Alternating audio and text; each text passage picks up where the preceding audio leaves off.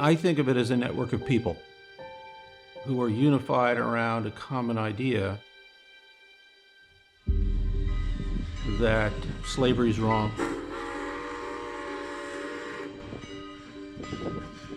We were, in a sense, a railroad junction for freedom seekers and those who helped them.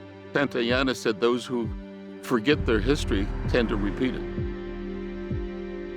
It was the first stop on a path to freedom.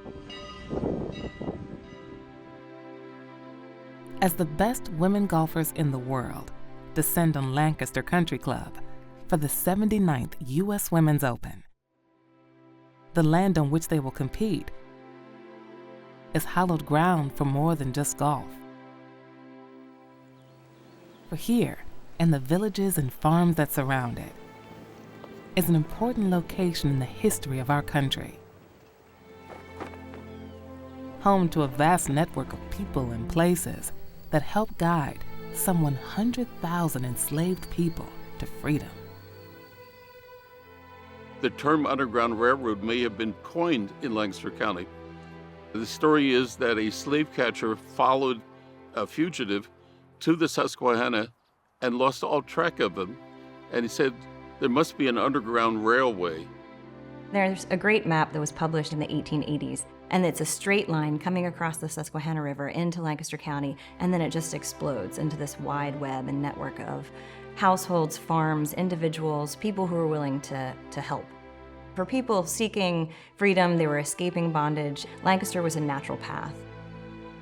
There was this incredible infrastructure of free men of color, Quakers, Mennonites, abolitionists who were not afraid to participate in the Underground Railroad.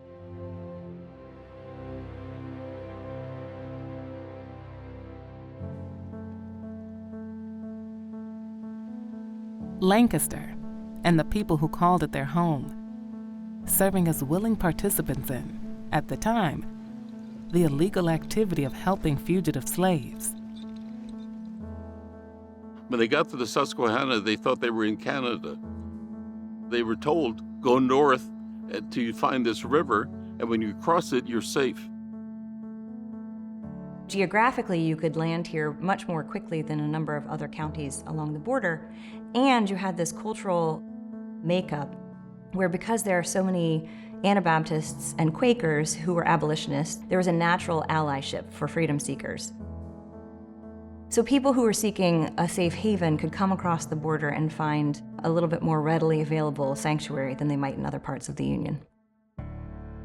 Key figures in and around Lancaster included U.S. Congressman Thaddeus Stevens, who was a fierce opponent of slavery and helped draft the 13th Amendment that would abolish it.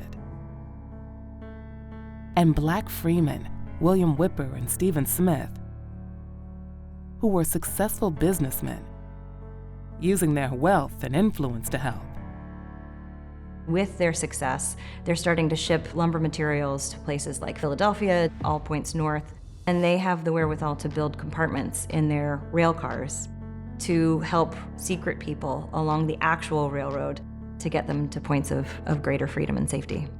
Thousands of slaves would just come to their home and they would facilitate them to freedom, doing it because it felt like the right thing to do. The fact that he was able to leave this legacy of not only success, but helping others in his success and continue to do that throughout his life was really amazing. It's easy to overlook everything that once happened on this stunning landscape. Easy to live in the here and now. But here in Lancaster, the past is something to be taught and remembered. For its story is too important to ever forget. If we don't turn our gaze toward the past and understand how we came to the moment we're in, we're missing something very important.